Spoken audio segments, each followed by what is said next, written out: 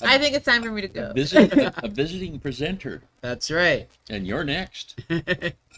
Josephine, you're next. Yeah, I'm next. After All right. You've probably done a few presentations yeah, I already. have. That's part of the program, isn't it? Yeah, it is. It's not my favorite part of the program. Well, that's good, though. Well, you're good at it, though. You. Thank you. Teacher, weren't you? Yeah. The one I made here in Mexico, though, I really wasn't. Yeah, like, you I get made a used to really good standing one up in in front of Denmark. 30 kids. You shut up and sit down. That's when you had the power. Did I show you guys my Christmas shirt? Tried.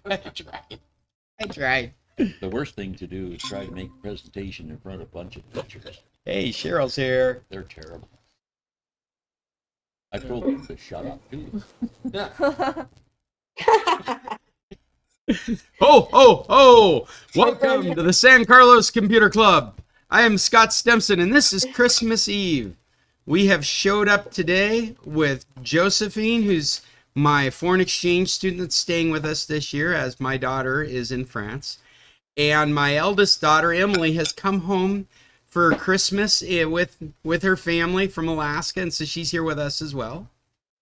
We've got Judy and Cheryl online. Welcome, guys. I hope you're ready for Christmas tomorrow. Oh, yeah. We've got Jim and Bill here with me.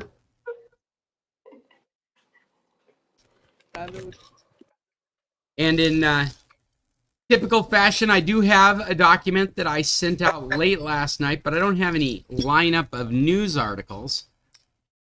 Just because I've been celebrating my daughter returning and falling down on my work.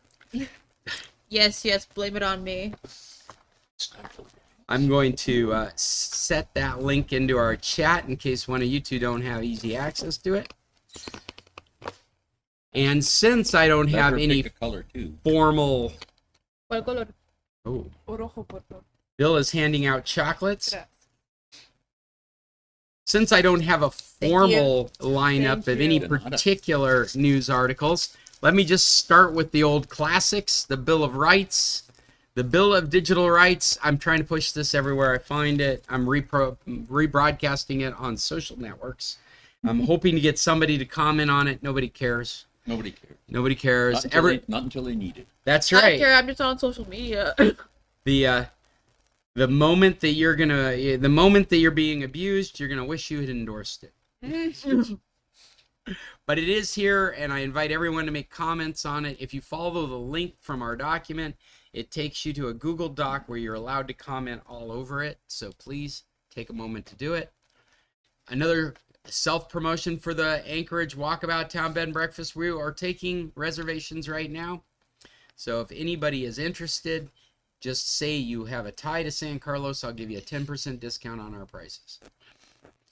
The Smartphones for Dummies 2. Emily, do you remember when I did the Smartphones for Dummies seminar? You came up with a sequel. I am working on a sequel right now, part 2. And so that document is getting filled out with information from your inquiries, things that you guys have found helpful or need help with on your smartphones in 2024, soon to be 2025. And I'm including that in every one of these summary documents. And so at the bottom of the document, you'll find what we've already gathered and some of the questions we're still trying to answer. And there's room for more. So as you guys have topics for smartphones, please give them to me so I can add them to our list. Okay, Scott, real quick, tell us how you like your new system here. I love our new system because I was able to sit here and have breakfast with these two wonderful girls instead of running around going, why doesn't this work? What's wrong with this? How come I can't get connected? Oh, it's not working. I showed up and I'll be right back. Flipped on a switch and it's all working. Yeah. I'm very That happy. was very easy. Well, pretty soon you just bring the laptop, set it down, and start it up, and you can go home. Yeah, well, what I need now is, I was telling the girls, my next upgrade that I would like to do is a camera called an Owl. And I'm looking at, the new ones are very expensive, but the first and second generations are reasonably priced, just a few $100s. And they sit as a tower on your table. and it's got a 360-degree camera, Yeah. and it's constantly taking in the view of the room, and then it's focusing on the people that are talking. So when it hears a voice, it will create its own set of talking heads on the screen, and the whole thing acts as your webcam. So the as you're going out in a team meeting or in a Google Meet meeting or even like a YouTube video, what am I looking at? Is that your 360-degree camera at home? It looks after my house. Ah, okay. So this is one that makes you, like, you see how you're rotating around? Yeah. This camera makes those decisions for itself. Well, this one I can set it to follow the voice. And what it does is it creates that talking head screen where I was explaining it to the girls here. If Josephine started talking, it would have a display of the room, like this really large rectangle of the room. Everybody would be in it. Josephine starts talking, it would open up a new window. It would make that rectangle half the screen, and then it would make another box, and it would be just Josephine as she's talking. If Emily were to answer and start to be part of that conversation, it would expand that window so that both are in that window because they're sitting next to each other. If Jim started talking, it would add another square, and Jim would be there next to those two squares talking. And it does all that without me hitting any buttons. It just determines where the focus is and follows it. So that's my dream equipment that I'm going to add to this meeting at some point. And if I do it right, Scott? yeah, Oh, yeah, I'm here. isn't it a little bit late to be making your Christmas wish list? And did you mail it to Santa? You know as well as I am at this point in my life, I am my own Santa. You're sure? In fact, Cheryl, I've been my own secret Santa. All you need to do is drink a lot of tequila and sit on Amazon Prime. And then wonder what shows up. I saw a meme that said anybody can be their own secret Santa with enough whiskey and Amazon Prime account. You don't even need the whiskey. Right? No. Jim, your age is showing. No, dude, you what? I'm with you, man. I can't remember anything I buy. That's true. Actually, this season I have had a couple of mysterious packages show up that I didn't know what I was receiving until I got them up. Wait, Got 'em are open. yours? Yeah, well, because, it's Christmas time. I'm like, and then I forget all about it, and it shows up like, I don't know. They're like, at the office, they're like, hey, can we open this? I'm like, no, I don't know. It could be for you. I don't know what it is. They always want to open my boxes at the office because they have cats, and the cats love the box. Oh, God. And Jonathan's with us, too. Hello, everybody. Whoopee. With movie recommendations at the end of our meeting. Some TV recommendations as well. Awesome. Oh, see. We are getting started in a formal meeting. And something I forgot to mention last week that I wanted to double check with you guys? We had a conversation at one time about the insecurity of the phone networks as we know them now. As the FBI have been warning us, it's an amazing situation we're in now because the FBI, I don't know if you guys are aware of it, but these guys probably remember many years back,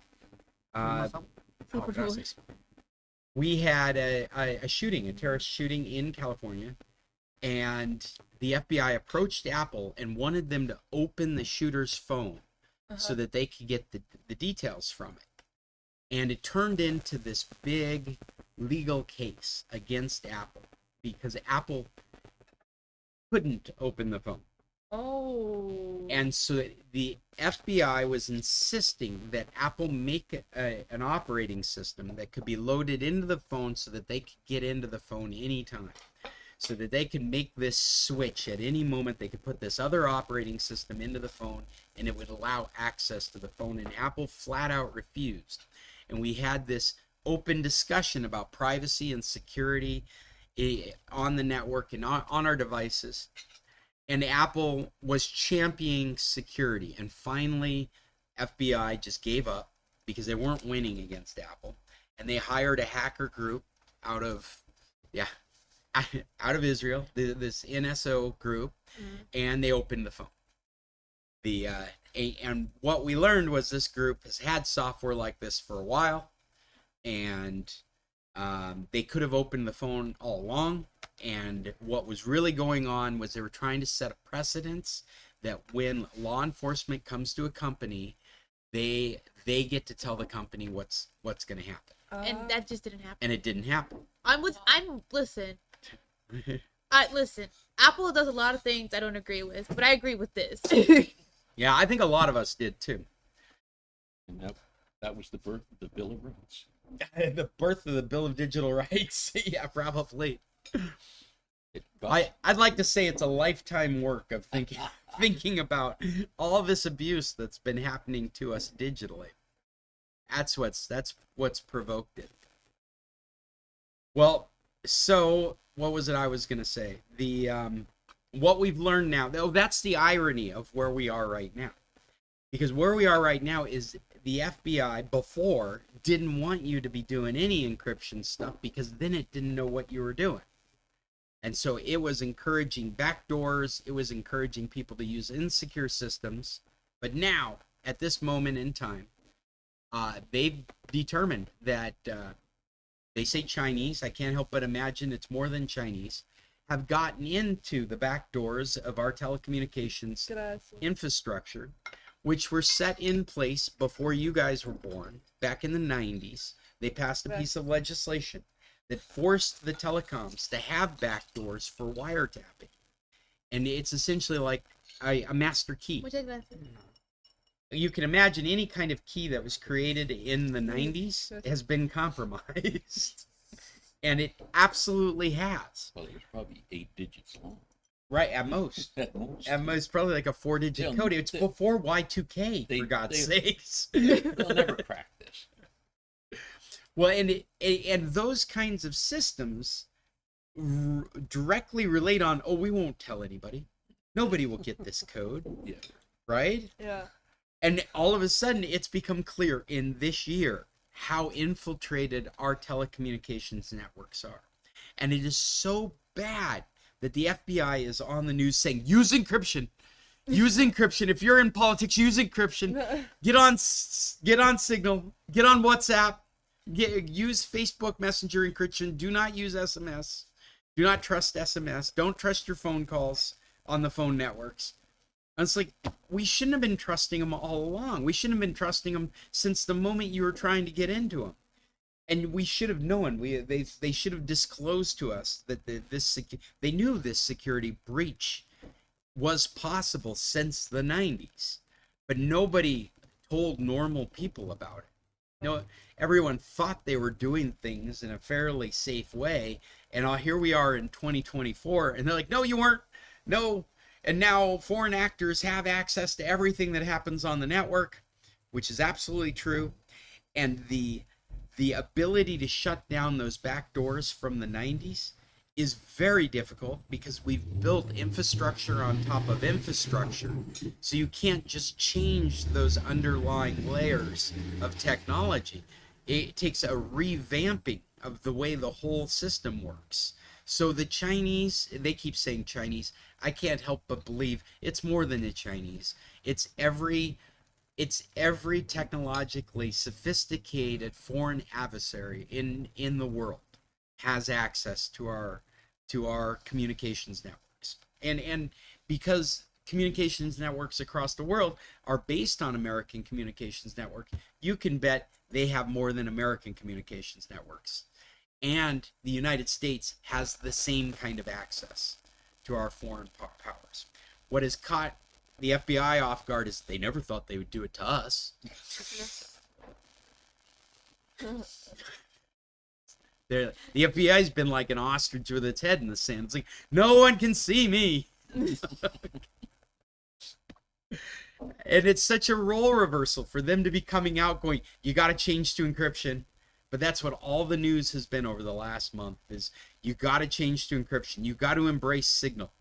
You got to embrace WhatsApp. You can't use SMS or it's unprotected, especially if you're a political person. SMS, like traditional, when you think of your Android phone sending text messages, My That favorite. one. It's that, but it's the green bubbles on an iPhone, not the blue ones. My favorite thing in the world is to use WhatsApp and not SMS. So it was good for me. Or well, it's not good for anyone, but you know what I mean. Well, so this So brings. these are good. This color. What are you saying? So what the blue bubbles represent on an iPhone is that you're talking to another iPhone through iMessage.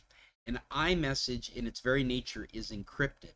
And so that is a safe platform to be communicating across. Let me So pull this up, is let me safe. pull up my Yeah. SMS. But But if you if it was- use the iPhone with somebody with an Android, like Emily's pulling out an Android phone, Yeah. you would get a green bubble Yeah. It's indicating that you're using traditional SMS messaging.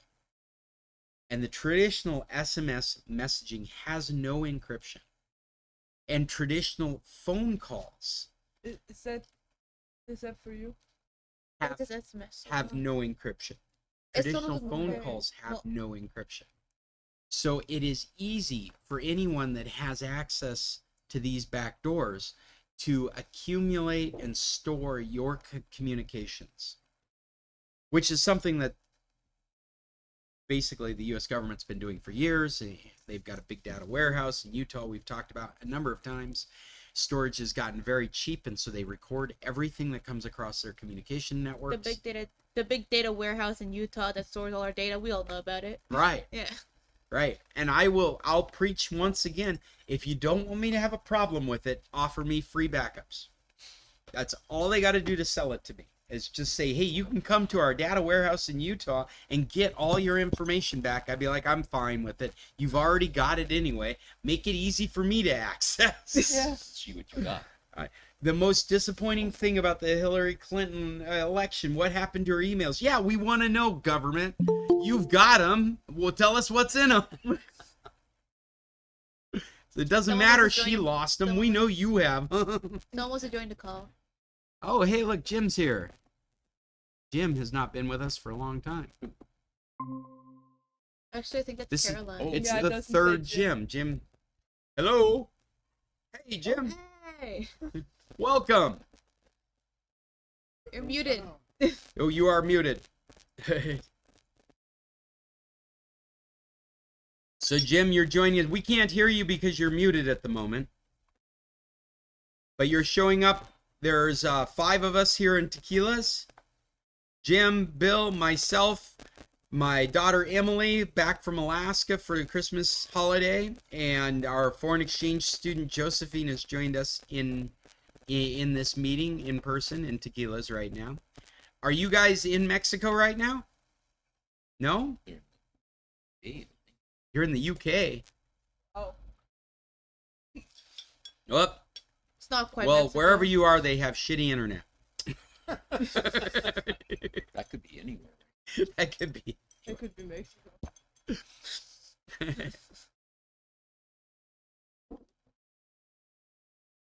There we go. Okay.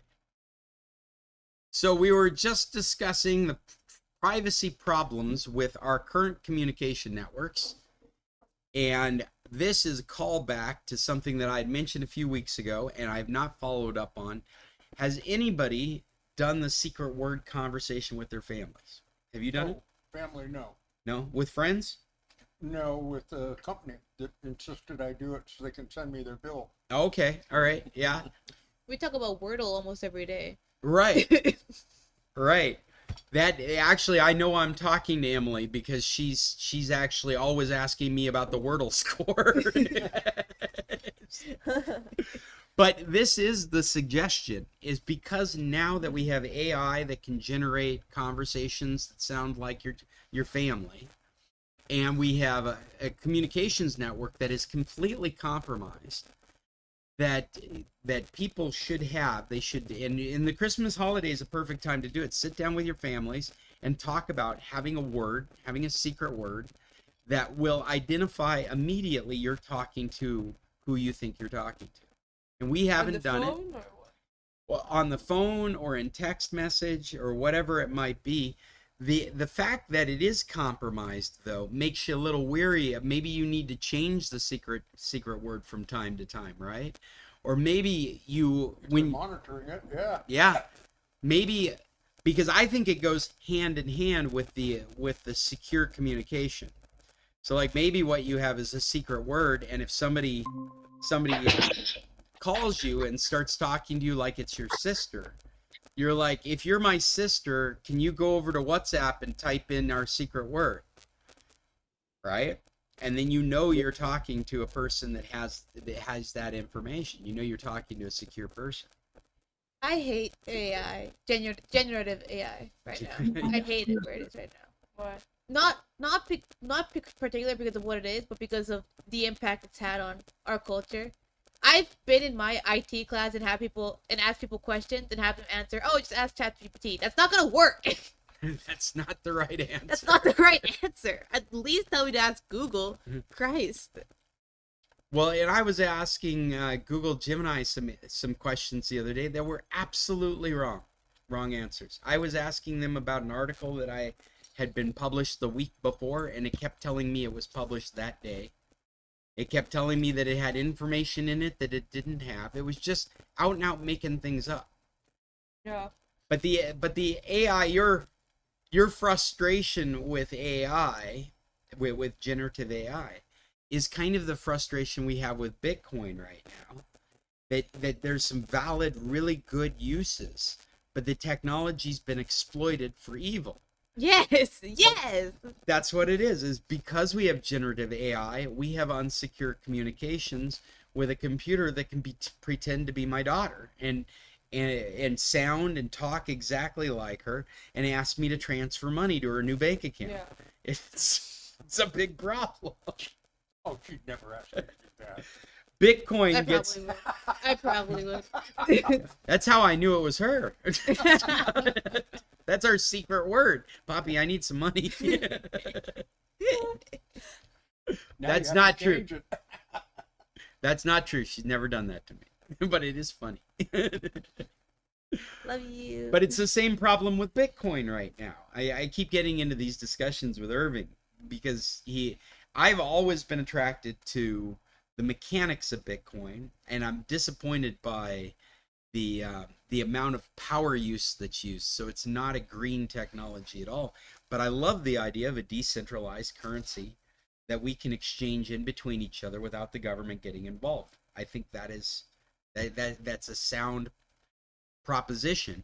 And what hurts Bitcoin is because of that, it gets used as ransomware. It gets used to buy illicit stuff on the internet or pay for killers hitmen to cause assassinations. You've got all this side stuff going on that they put next to Bitcoin. The terrorists used Bitcoin to get paid.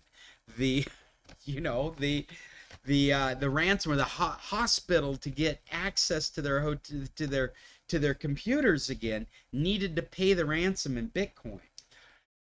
And so Bitcoin gets this bad name. The technology should not have a bad name for anything other than burning way too much electricity. Yes. That's the thing that should give it the bad name.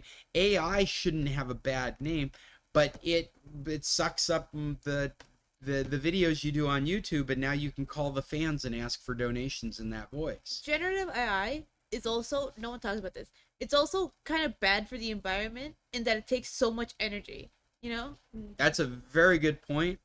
It's one of the biggest points that they keep making about it, is the bang for the buck isn't there. The product that it creates is just dismal compared to the amount of electricity it's taking to make it. And it needs to be rethought. Yes. Yeah. It's that we need to see we need to reap some real advantages from it to justify the amount of electricity that it's taking to do. And we haven't seen that. All we've seen are things that are questionable, like the lying, the hallucinating, yes, the stuff that's going on with the video, even the video production that look really good, they still can't seem to get control of it. If you watch the AI stuff, it's like clip here, clip here, clip here. You can't build a movie like that. it's just So are we talking about AI and its harm in the environment? Is that because I had to go outside with my worker, so. Well, we were comparing and contrasting the fallacies of these technologies. And Emily Exactly. was expressing her frustration with generative AI in general, Mhm. which Well, very the same sound- frustration should be with electric cars and how much energy they're taking and what it's costing to have all these electric cars. So that's my 2 cents worth. I don't know if it's comparatively the same as electric cars, though, because one of the things that you can see, whether this generation of electric cars is the right generation, what you can see is you can see the end. You can see an infrastructure where we can generate the natural resource through something other than coal mining and oil production. And God doing to stop coal mining and oil production. What we're doing is we're creating a path of power, and that path can take many forms. Wind, water, solar can all be translated into electricity, whereas you can't do that with a gas car. No. And so you can see that we need to leapfrog into that, and there are going to be growing pains to get there. But I don't see enough growing pains to stop the idea of electric vehicles. In my opinion, I don't see that. I think batteries are a problem. I think that the storage of electricity is a problem. I think we're looking for ways of fixing those problems, but in the end, disconnecting us from the petroleum economy is a good thing. It's the direction we're supposed to be going, and so much so that Mexico's doubling down on it. Have you been following that, Jonathan? I got here late. I'm not Well, sure what we're talking about. Our new president here in Mexico is pushing an electric econo car. You've seen that? Yeah. This isn't for me. I'd be interested in your opinion, but for me, I think this is one of the best moves that Mexico could do. We've got AMLO set us up to be a solar country, and that's just going to keep growing. I mean, this is on the follow-up of Neto selling all our gas and that infrastructure. So if we have any chance of being a natural resources power in the world, I think it's only solar that we can expect. But we've got so much solar available to us. We could be selling electricity to the United States by the time we're done. We've also been manufacturing vehicles as long as I've been here, longer. I mean, I've been here almost 30 years. The entire time I've been working with Tequilas that are all in the automotive industry. So Mexico has this incredible workforce of people that know how to do cars. They've just been doing it for other countries. Mm-hmm. They need to do it for themselves. In the last few years, they made a deal with Tesla. So they've been doing Tesla. They've been doing Tesla chargers. And so now our new president's come up and she's saying, we're going to build a Mexican electric car. It's going to cost $8,000 and it's going to be compatible with the Tesla charging network. And that seems such a natural fit for Mexico. Definitely. Yeah. As gas prices are really high here, I'm guessing, when electric comes, it'll, make gas probably go lower. I'm guessing. I'm not sure, because a lot of people are trying to save some money, and I don't know how it works, but I'm guessing it helps the planet, not from consuming a lot of oil. Yeah, See well, how that works for us.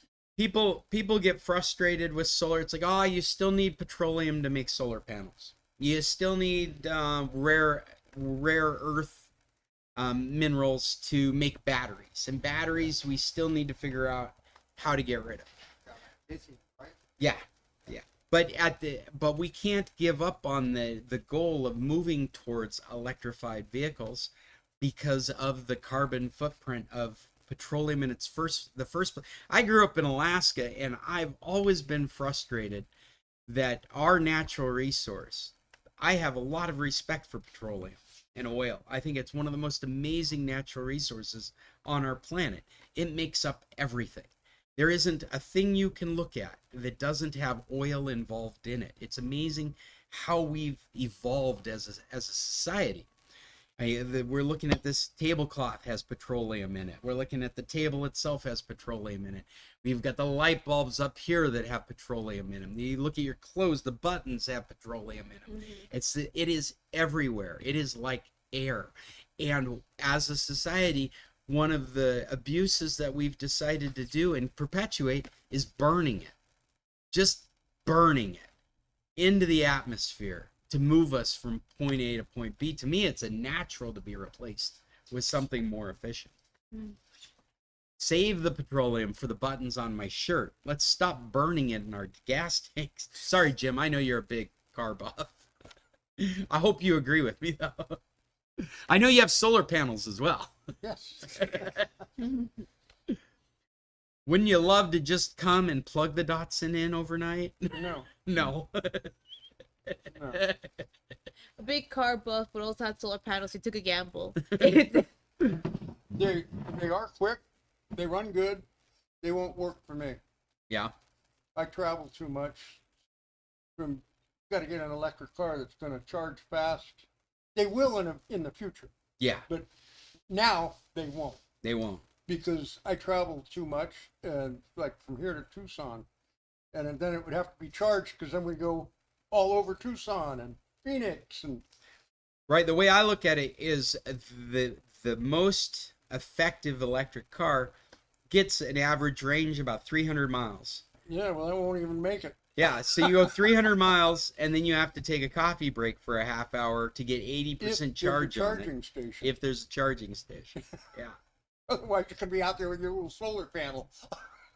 I think this is why we're going to have this hodgepodge of an environment for a long time. We're going to have gas cars alongside electric cars. That was exactly the problem with gas cars when they said, well, we can't go because there's no filling station. You know, Right. it was the same. Yeah, the but you same can story. haul a gas can with you, like Yeah. I used to do in my van. You Yeah. can also have an extra battery on you. Yeah, or you could have a gas generator. This has always been my dream hybrid car, is an electric golf cart with a Honda generator in the passenger seat. Keep it going. That's right. You still need gas, though. Yeah, but it's much more efficient than driving a gas motor. It's up here in the frozen north. There are a lot of people like the hybrids. They don't want to give up the gas, but they certainly like it. And it's a plug-in hybrid it seems to be the sweet spot, actually. Yeah, that seems to make that makes a lot of sense to me too. And they finally have some hydrogen cars out there, and it might be that we're just looking at a complete revamping of the way we think of this stuff, because they're getting insane performance out of the hydrogen cars. Yeah. I think one of the now I don't know enough about the hydrogen technology, but I would have to imagine that you have some of the same kind of maintenance and wear that a traditional gas vehicle has. Not on the hybrids. On the hydrogen cars are what I'm thinking of. I know, but Yeah. there are hybrids also. There have been hydrogen kits you can put on your cars for years. In fact, when I moved down here, my blue truck was burning that. Hydrogen? Yes. No. Both. Propane. No, hydrogen. Hydrogen. Both at the same time. Where would you get your hydrogen gas? You have a tank in your truck or your car Yeah. that bubbles water into your carburetor, It and it creates the gas as it sprays it into your intake manifold or to your car. it ionizes the water and turns it into hydrogen. It you removes have to one have of the a- electrons. You have to have a little cell Yeah. in there, and my truck was just starting to work. It takes like, I don't know, 500 miles or something before it all starts to generate. And one part went bad, and the company couldn't send me the part, so I got a complete refund. 'Cause they were on the verge of, but Yeah. if you look it up, they've been around since the 70s, 80s. It's an old technology. I feel like this is one of those water gas car conversion videos I saw back in the day Uh-huh. on the conspiracy websites, going, they're But it's- hiding this technology from true. us. Well, I forget why we even got into that discussion. Generated AI and its Oh, yeah. bad things on the All the environment. bad things.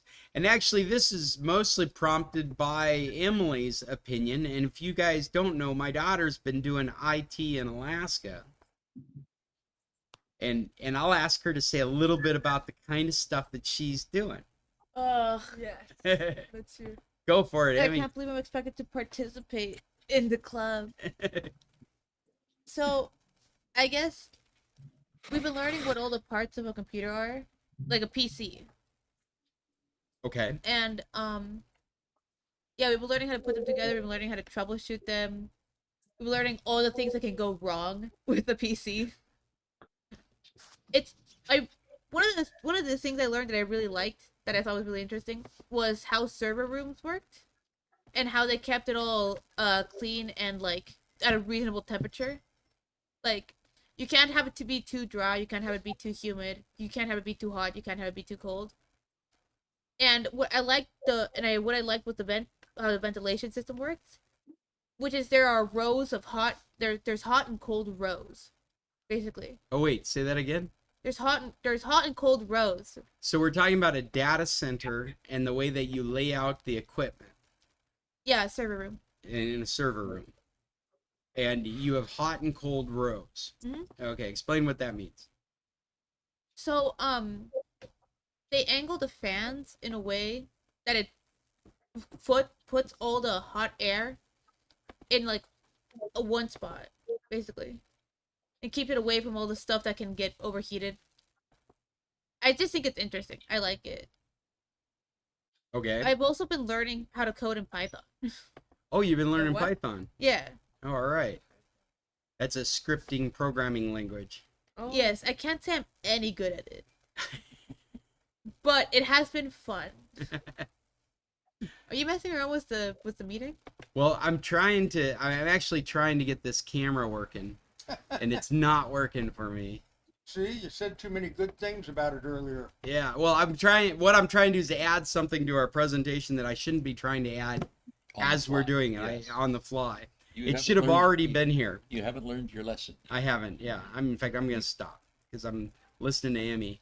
One thing that I didn't like about my IT class is the 2 weeks we spent on customer service. You spend 2 weeks on customer service. like a week and a half. Go on. Because it's a King Tech Career Center. It's about like having skills to build a career off of. So we're gonna spend a little bit of time on customer service because that's what IT is, you know, Helping people. helping people. But I hated it. I hated it. I don't care. I don't care what I have to say to the customer. Just tell me how to do the work. Yeah. Talking to customers is like probably the worst part of the job. You're one of the people they're going to keep way in the back room. I'm also taking a culinary class, Mhm. which is all in the back room, and that's awesome. That's what you're hoping for is work that's in the back room. Yes. I'd love to come into work in the morning and be given a list of tasks that I can do and would be fun and engaging, and then just do that and not talk to anyone and then leave. Oh my God. You are your father's child. And then at the end of the week, I get given a check for like however many money. Dream on. Those jobs exist somewhere. Do they? Yeah, they do. I never found one. It's in my dreams they exist. I've just never heard of anybody. Yes. Well, I mean, I'm just getting over a job like that. Like a breakup. Yeah. It was great, but it's over now. It's great. People were told to leave you alone. So in your IT classes, have you spent much time on security or some of the things that we've been talking about this morning? No. What about the generative AI stuff? You were complaining about them using it as an excuse. My teacher does not because he is cool and smart. Yeah. But some of my classmates will use it. And like it's like I get it. It's if it's like are you moving this in the middle? I am. Okay. I'm my own production team. Okay. Trying to make people ill. So Hey, We've got people online that want to see who's talking.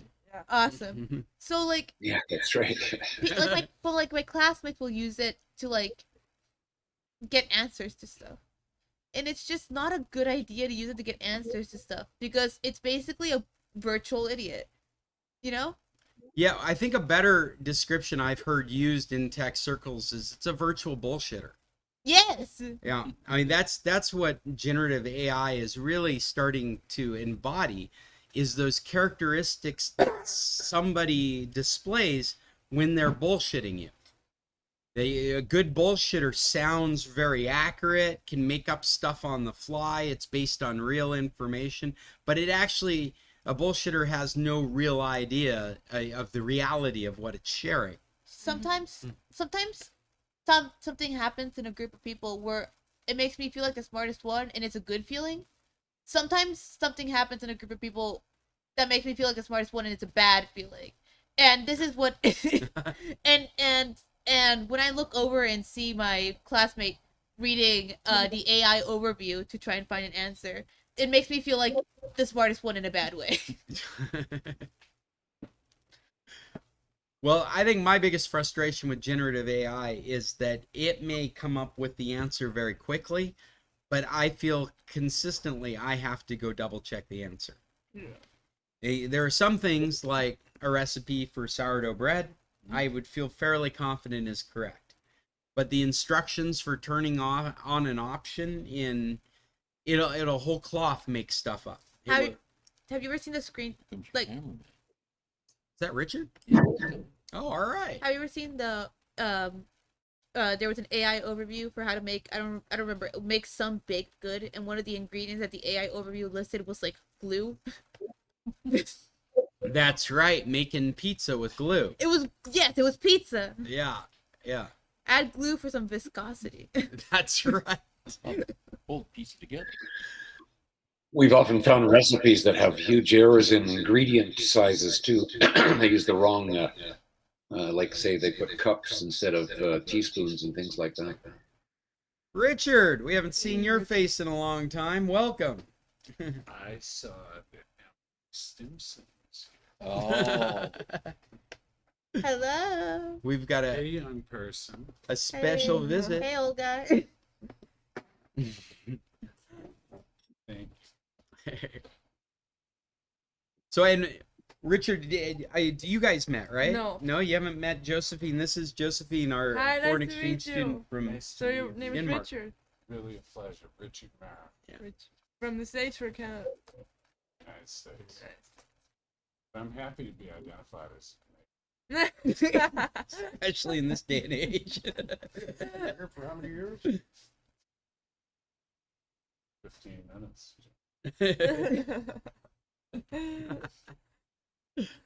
Well, welcome.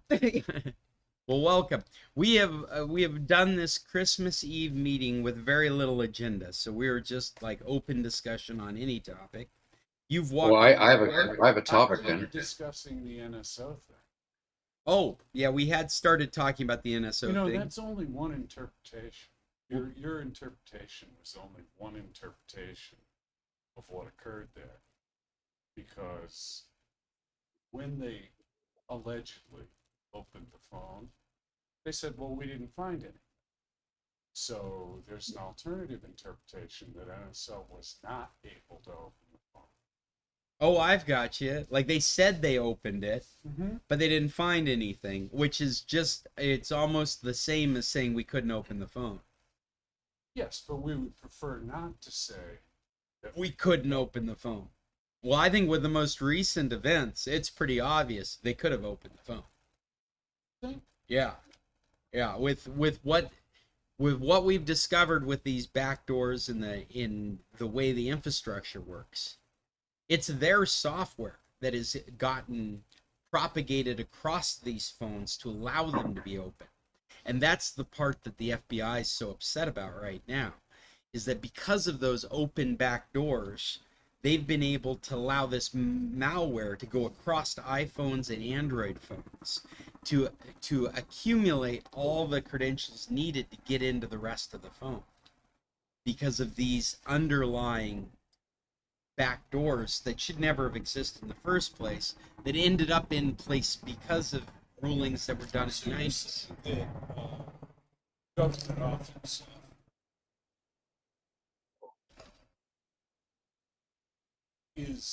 has been integrated into the iPhone OS database, OS code base.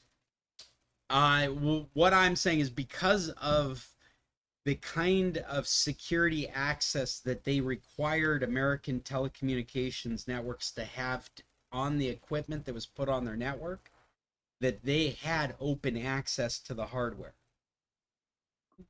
And so they're able to listen to phone calls and read text messages and compromise the equipment to such an extent that all of that was just theater for us. That none of that was necessary because access had already been granted. And I think it was theater that was put in front of us so that we wouldn't be aware of it. That they've done all this to make us feel like, oh, it's a fight over security, when they knew that it was compromised. And the reason that it's become so clear now is because now there's a genuine threat. They didn't think that other countries had access to our networks, and they found the Chinese infiltrated throughout our communications networks. I theorize what that means is that they have infiltrated all the networks throughout the world, because most telecommunications networks are built on our technologies. And I believe that, and this is all my speculation based on all this information, that the United States has had this kind of access granted to them for this period of time. And what has caught them off guard is they didn't realize that these other countries had such great in-depth access to American networks, that they were doing the same thing with such success. And that's why the FBI are now going, wait, no, we want you on encryption. We want you on Signal. If you're a politician, you should be using WhatsApp. And I have to say, WhatsApp is a secure platform for messaging. The reason that you should be looking at something like Signal is because Signal's not owned by Meta, who's always trying to compromise your data. So WhatsApp is a good option if you want to be secure, but a better option is one that's not tied to the Facebook mothership, because they have an agenda counter to your security. And so you should be looking at a way to get off of platforms such as that. Signal is a decentralized, unowned, open source encrypted communications software that we should all be embracing at this point, especially given, and that's the reason we keep talking about generative AI, is in this day and age where somebody can communicate with you as your best friend, your parent, or your child, and you're not aware of it because of generative AI has made that conversation feel like it's a conversation with your significant other. We need more secure communications methods. I can tell by all these looks that you all agree. Yeah, I agree. Especially her. Yeah. I agree. She's enthralled. Deep in agreement. Yes. I couldn't be preaching more truth. There you go. Outside of the world being on fire, Jim has a topic that he'd like to bring up. What do you got there, Jim? That's me? That's you. Oh, right. Because there's more than one Jim here, I understand. That's always is. So the thing that I remember a couple of years ago when I was in the market for a new cell phone, and I ended up with an SE, which turned out to be very good. And I just was wondering if you guys have come up with any updates on that, because we think it's time we need another one, because we only have one phone between two of us. SE And third generation. Yep. Yeah, the new one, has it come out, or is it about to come out? The SE? No, Yeah. I believe. Yeah, there is I could be wrong, but I believe it's for sale. Yeah, I do know that I have read the leaked information about the latest SE. And so if it hasn't just come out, it's about to come out. So I would just hold off. because the SE is a great product. Well, we like the product and we like the size of it and everything else like that. That's a really good thing, but it just I think the one we have is coming to the end of its support. Oh gosh, no. The one in my No? pocket is. What year is yours, Richard? This is second generation. So it's a 2020, is that right? 2020. Yeah. And it's 2020. still Well, running the I should- latest software. Oh yeah. Yeah. In fact, well, no, it isn't Well, because I choose not to. But it's the daily nag from with From a- Apple. You with got to the- get the in onto settings this. update. Yeah. Get 18.2. You got to get all the Apple Intelligence stuff that your phone doesn't support into your phone. Right, and that I wouldn't want if it did support it. So. But Jim, I think the answer is just wait, or look for the 2024 or 2025 version of the SE, because it looks like a great product as well. Okay, and like that would be the third generation of it Yeah. when it comes out. Now, how long are they going to keep supporting the second generation then? Well, it's tough to say, but in general, well, not in general, by law in California, it has to be supported for up to 7 years.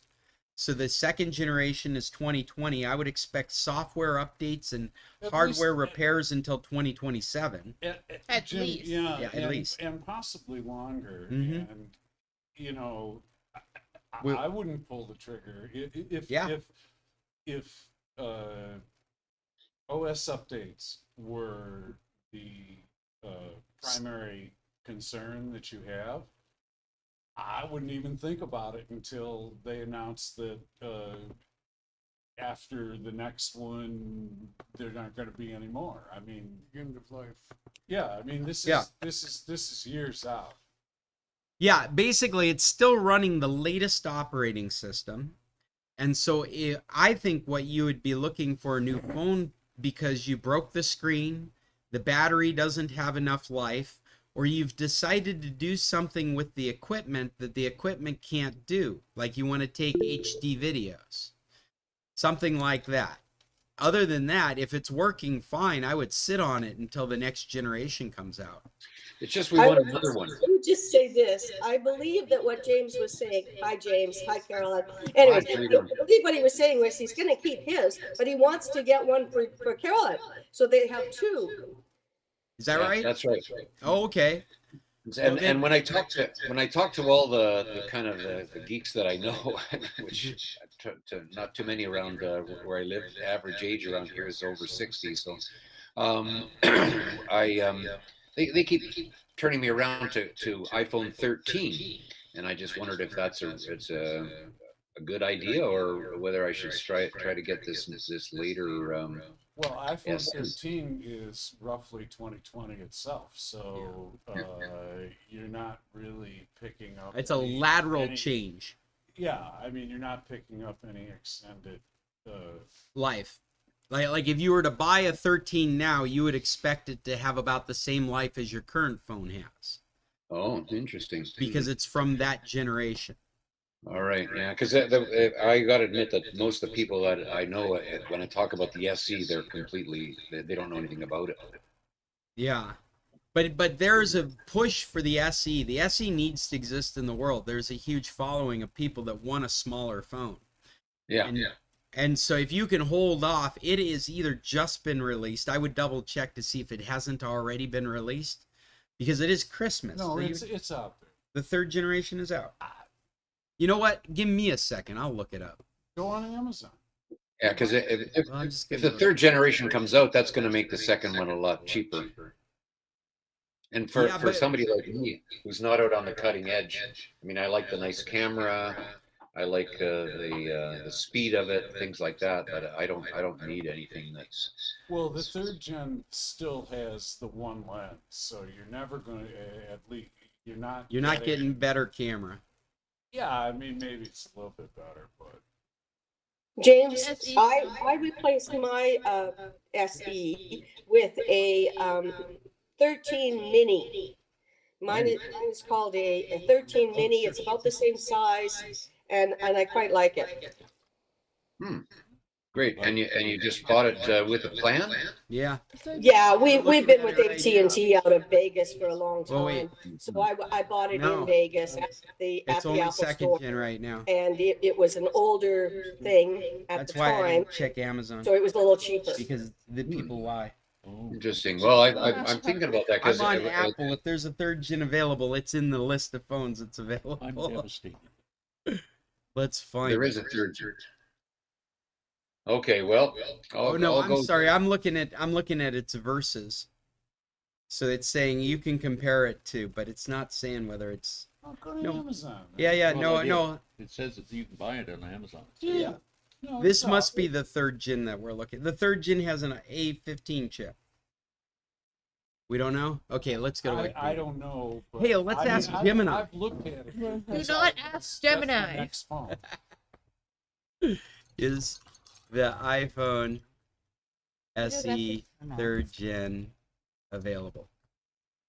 Put that AI down. Yes.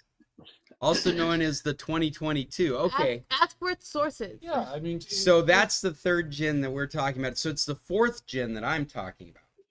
Because Yes. it's You're the, setting a bad example. Now, Ask for the I don't sources. know that- are you saying that you've seen? Yeah, they've release stuff? leaked. Oh, well, that's wonderful. yeah, they've leaked the And details. it's going to be in the same chassis, basically. Yes, It's gonna same be- form factor. Yeah. Okay. Yeah. Better camera, Yeah. from what I understand, because the last previous generations have had the same camera. Yeah. And so what they've done in the iPhones is they've moved to a 40 megapixel camera sensor. Oh, And so I suspect it's going to be a better I camera. hadn't even heard about the Or phone. one Yeah. series. But so yes, that's what it is, Jim. Is it's the third generation that's been available for a while now. Yeah. I was just getting my generations mixed up, and it's the fourth generation that's about to come out. Thank you. So Okay. you can easily get the third generation, which would be the updated version of the one you have right Right, now. right. And you might still consider waiting because you know when the fourth comes out, those other two generations will be cheaper. Well, We're eating chocolates in person, meeting the Lindor chocolates that we became so accustomed of Maggie bringing for us as Christmas treats. This is a shout out 4 to minutes. Maggie. 4 minutes. 4 minutes. We got to switch meetings. Yes, Emily. And okay. This might be a stupid question. My PC keeps telling me to update to Windows 11. I don't want to. Should I? You choose, you lose. Should you upgrade to Windows 11? I think we should prefix this with you're going to have to at some point. Do it. In what is I've forgotten. Is it April or October? Ooh, you got When does support for I love Windows white 10 chocolate. stop?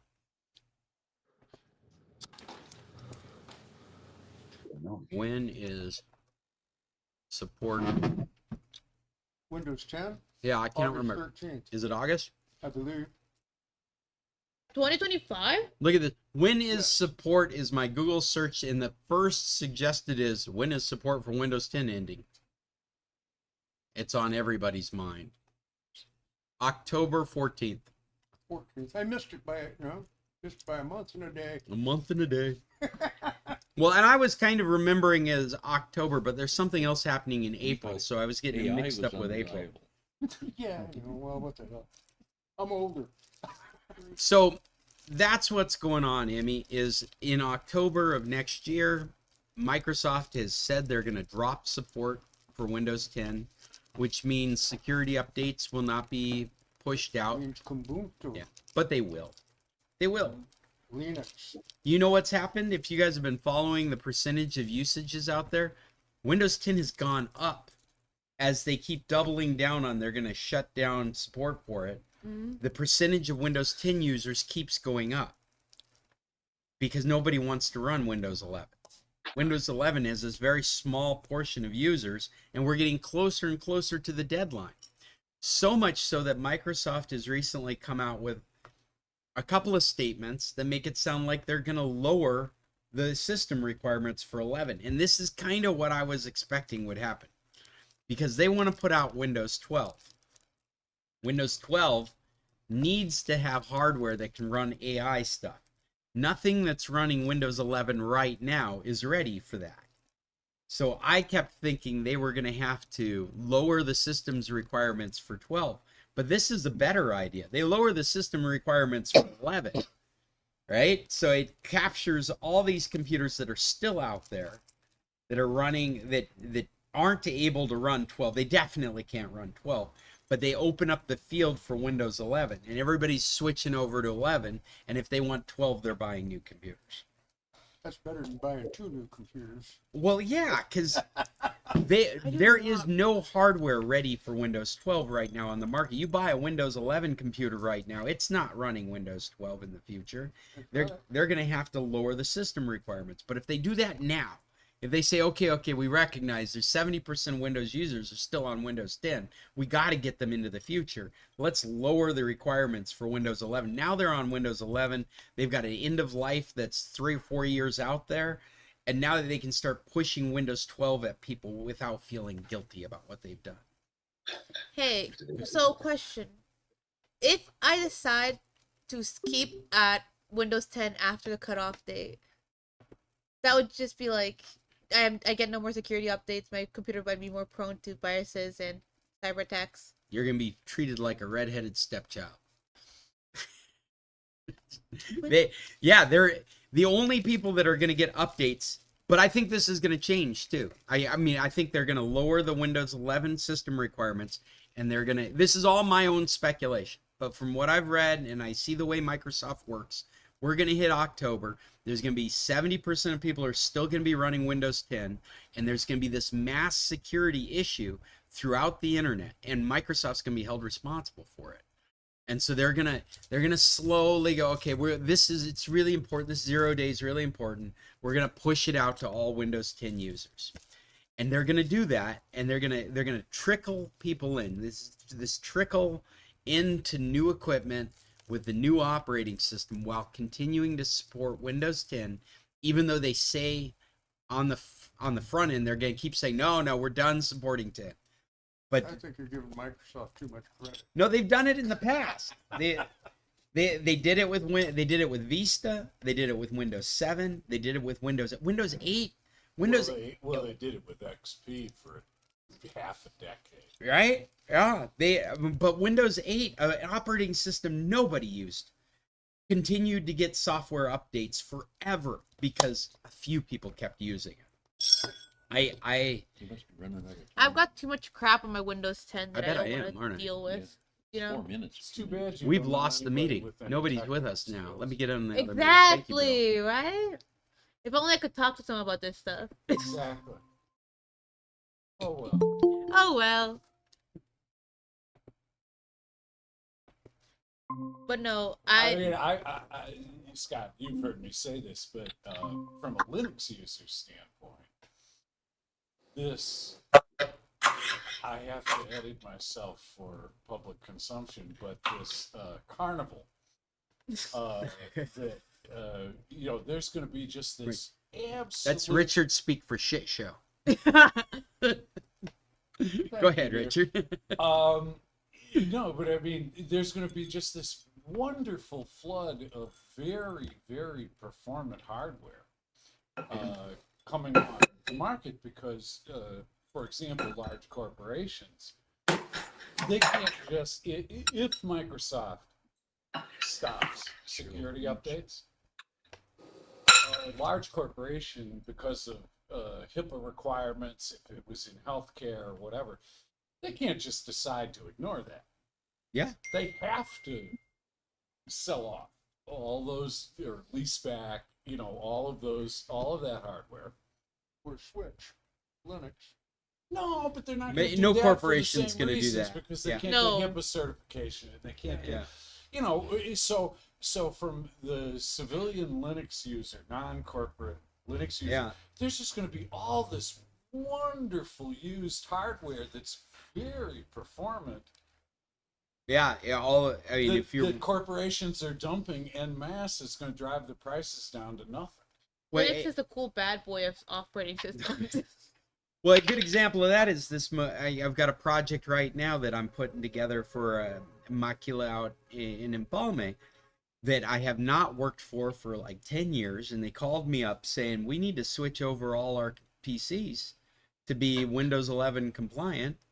And their motivation is that these PCs can't update to Windows 11. They're Windows 10 PCs. They're all working just fine, doing all their same jobs, but they can't update to Windows 11. So they got like 20 PCs they got to work on swapping out to do all the same jobs they were doing before, which in itself is a disaster because they're working just fine under the current operating system, and their motivation is they're going to lose access to it.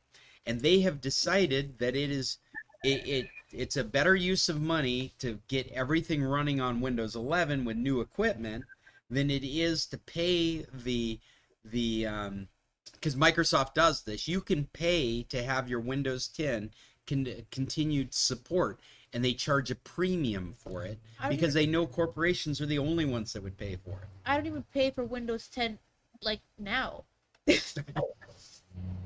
Well, but they did that. You would know much better than I what the detail of it was, but I think you could only buy 1 year. Oh, it's by year, yeah.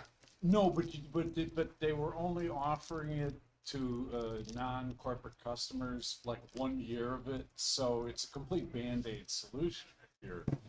I think I know what you're talking about because they did come out with an announcement that anyone could buy that year. But it's no different from what they're offering the corporations. The difference is they don't limit it to a year with the corporations. Well, yeah, but that's what I mean. Yeah. For the individual user, like your daughter. They're like, if you want one more year, you can pay a premium for one more year. You've kicked the can down the road a year. I mean, I guess that's something, but. What you need is a Linux computer with a really good Windows emulator so you can run your games in it. God, you're right. It's just that's my biggest problem. I just don't know how I have a lot of emulators and I don't know how they're gonna react to a different Windows environment. Yeah. Yeah. It's like I'm trying to put my fish in a new tank, you know? As a proud pirate, this is what I'm worried about in the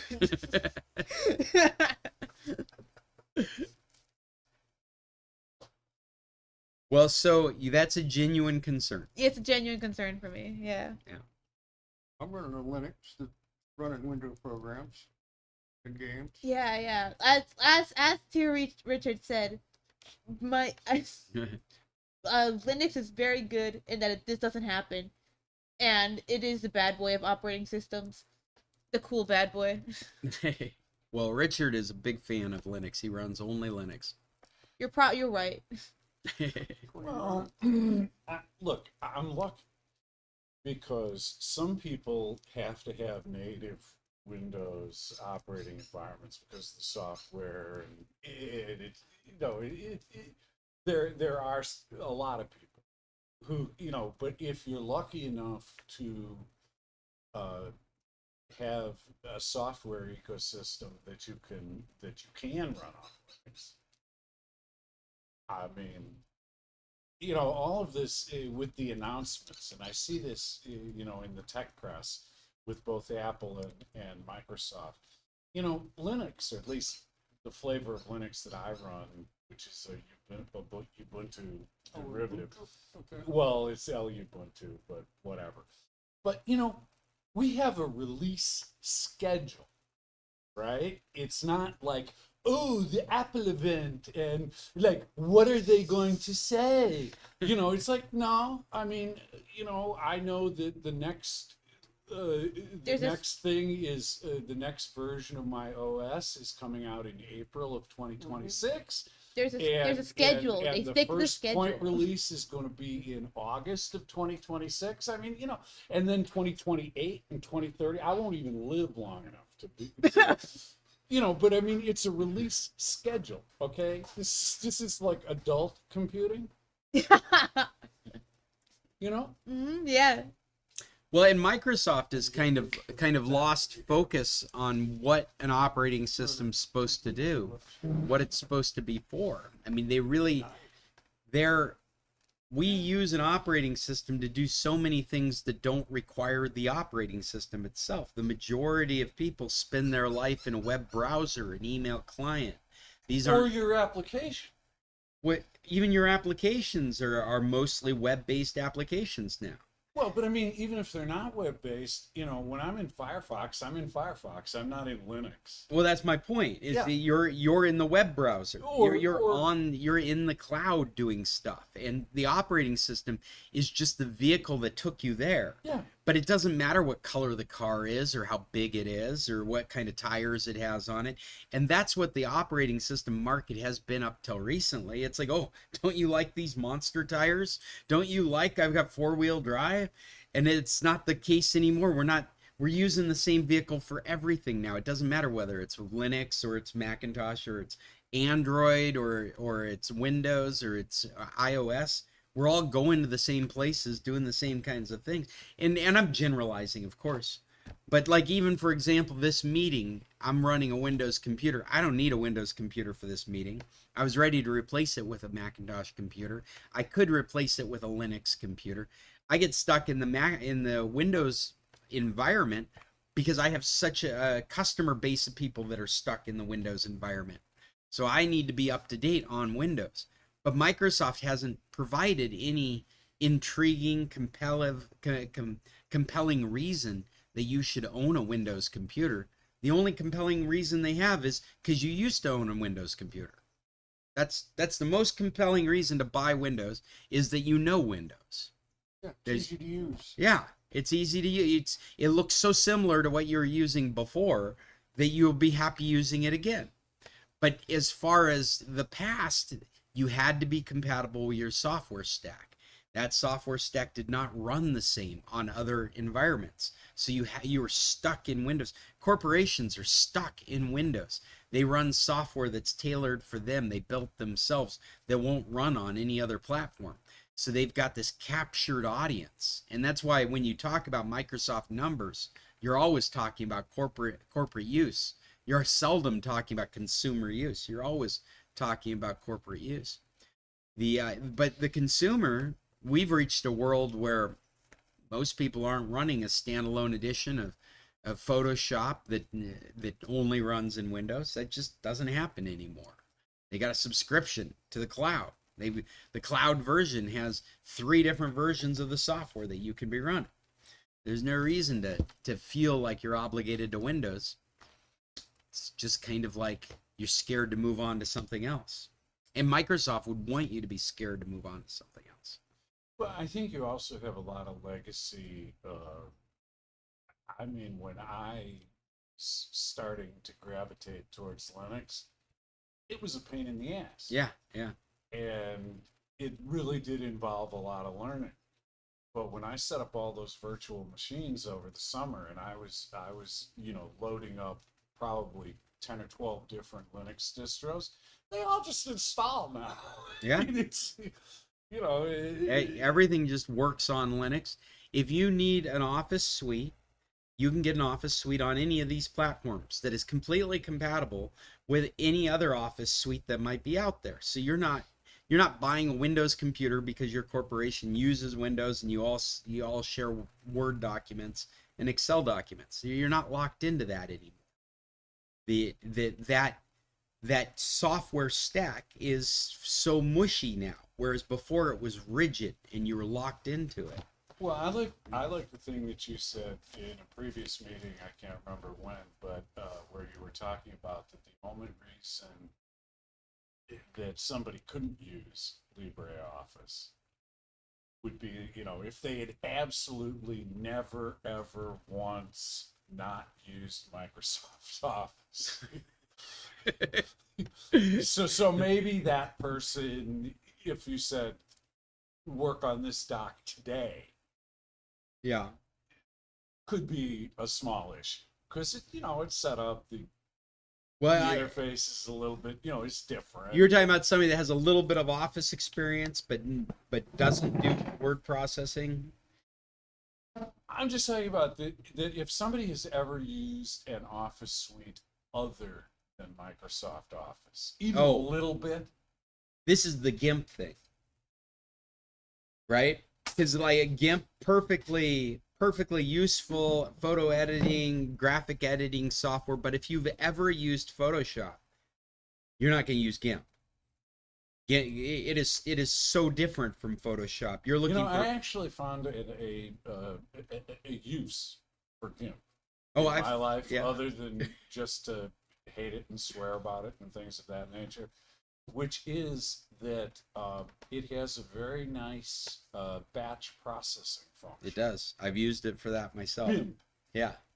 Yeah, batch image. and of course, being open source, it's not integrated. Right, you have So to. you It's have an to- add-on. You have to Yeah. get your BIMP and you have to install it. But the point being that if like one of the things with LibreOffice is if you have any inkling of Office usage, you can move right over to it very easily. Yeah. If you've been using Microsoft Office at any point, you can use LibreOffice. There's no learning curve. Whereas the flip side of that is if you need Photoshop, you need a Photoshop compatible software. There's a couple of good ones out there now. I think we went over a list of software the last meeting. Yeah. But GIMP is not one of them. GIMP is a completely different breed of you'd almost be better off not having any Photoshop experience if you're going to tackle using GIMP for your I would projects. agree I would say that you would definitely be better off. With no Photoshop experience. Right. Are you guys out of here? Yes. Have we run too long? No. People are leaving this meeting. Cheryl, your husband's coming back now. Nice hearing you. Thank you for the sourdough. Thank you for and the the start. chocolates. All right. The bug? You guys have a Merry Christmas. Merry Christmas. This is a good sign that we should be shutting down this meeting. We have been going. We're over our hour. It's an hour and a quarter. Behind you, and I was thinking when I pulled up, Into recommendations. That's right. and I'm thinking, that's got to be. In our How typical. many spec on the? I was gonna buy a How side many by side. left? Oh, we've got 2 people online. Okay. I haven't been here for quite a while, so I'd just like to say that your sound is an awful lot better than I remember, and I was able to hear conversations in the room, which was great, and nice to hear you guys. Everybody look at Well, thank you, Jim. Yeah, I've done some hardware updates around here, and so it's given us more flexibility and better quality. great. Great. That's a When are good you one. coming? Are you ever coming back to Mexico? Well, we got to go through the excited states to get there, so it's a a hard jump for us. It's pretty comfortable here, although when the sun sets at 4:19 on the shortest day of the year, it's a little bit hard to take. But as an Alaskan, you can relate to that. And then Mexico. it's you live here we've in had San Juan? an awful lot of rain this year, that's for All sure. year But round? it's nice and green. So wish you all well, and I'd love to hear stories. What? We watch Facebook and hear. I'm going summer on, go back so to the States. No, Well, but we hope to get it's that cool. soon. No, It's- yeah.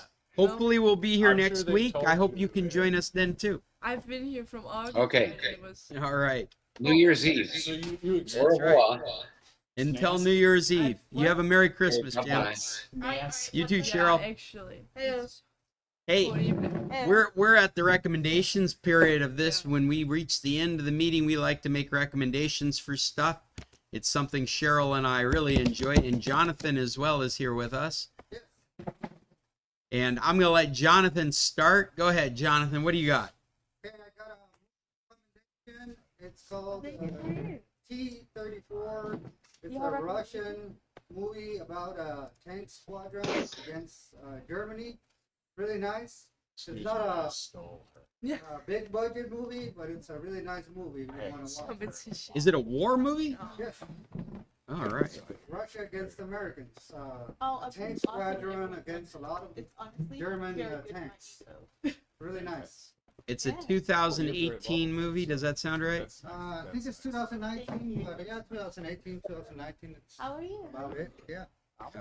Look up here and tell me if this is what we're talking about. Where is it? How come I can't find I it? love There we that go. for you. That's it. That's the one? Yeah. All I'm right. happy you're alive. T-34. Is it actually a Russian movie? Yes. Well, that's So interesting. it doesn't look American like budget or anything like that, but it's a really nice. I really enjoyed it.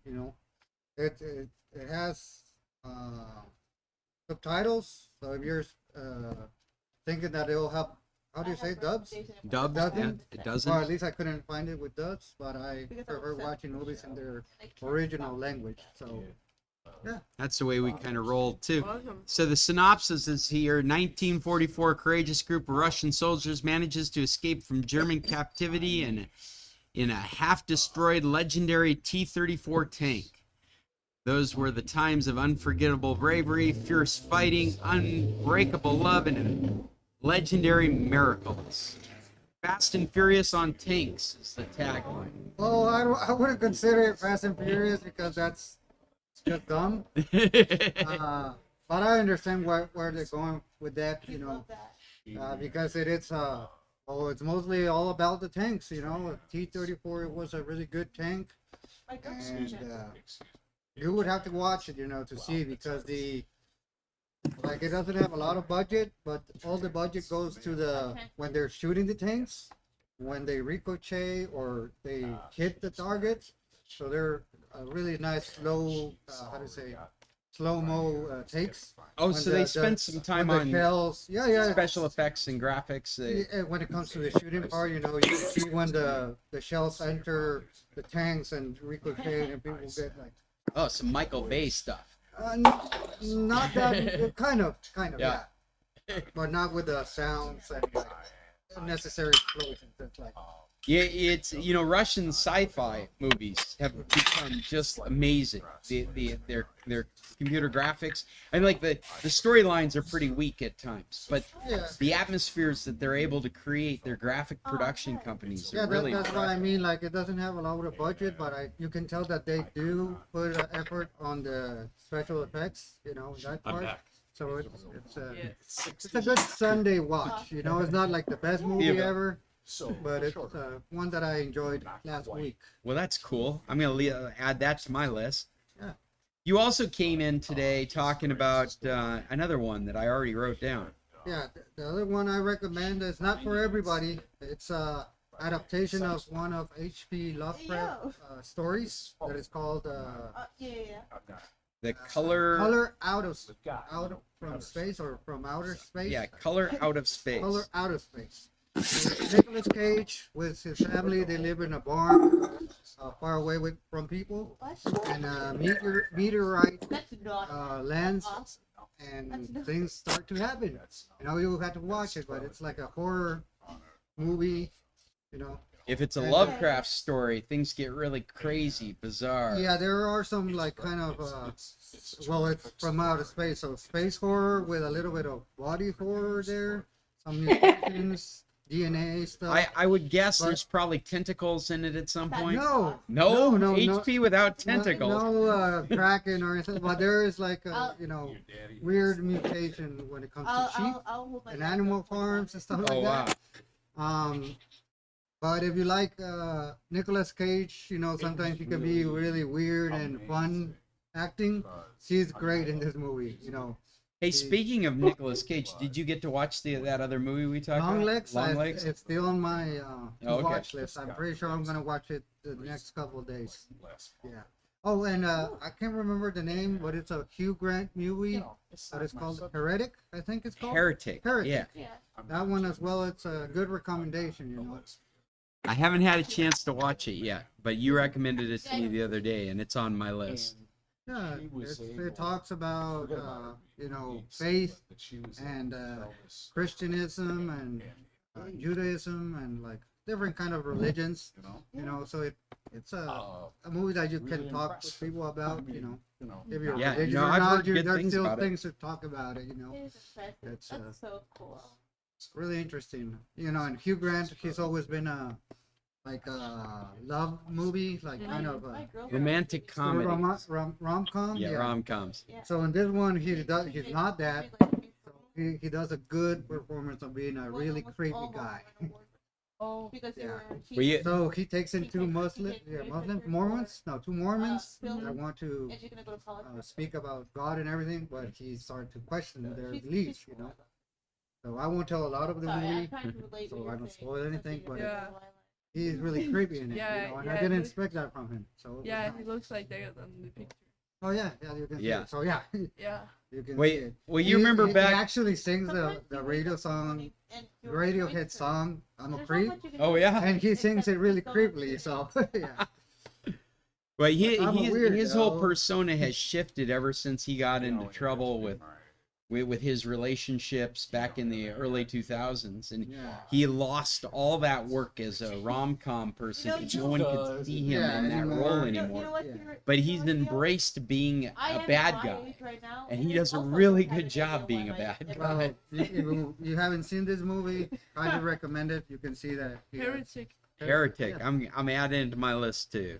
As you can tell, Okay. horror movies are kind of Happy. like that. Bobby, Yes. at the edge of sleep. Hold on a second. I'm gonna let Cheryl go next, and then I'll add you. Heretic.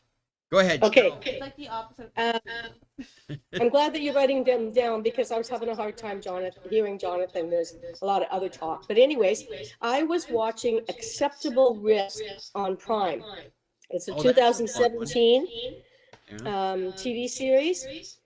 And the one thing I want to talk about is the way they categorize these things, especially out of Britain. I find that they call it a suspense, and I wouldn't call it a suspense because to me, suspense goes with horror.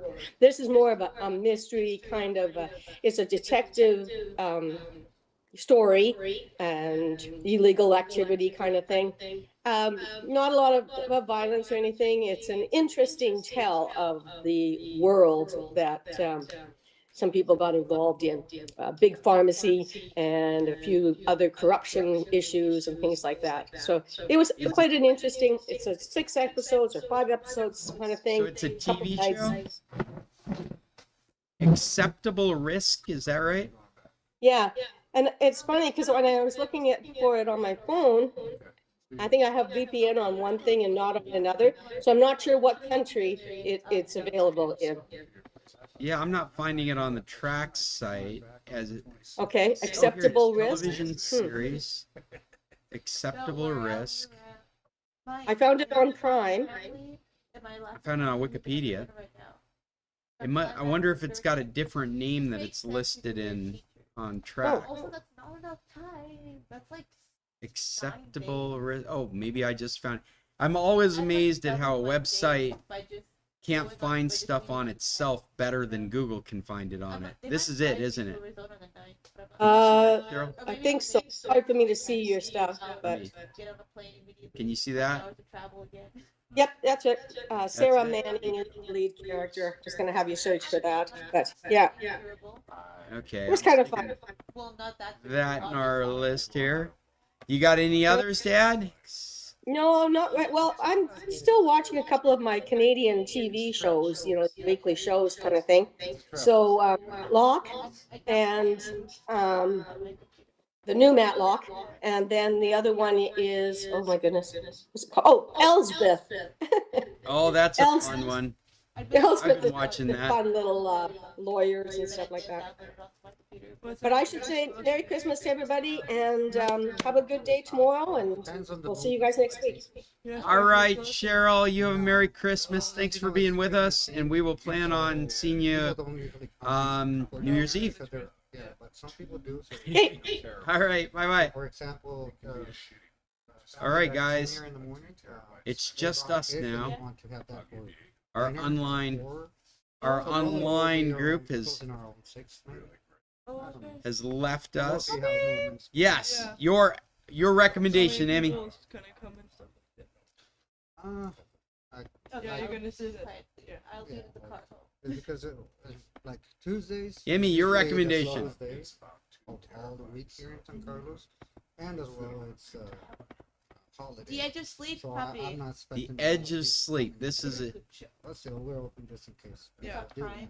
And I knew, The Edge of Sleep. It's on Prime. Yeah. The Edge of Sleep I was is waiting for my about recommendation of the week.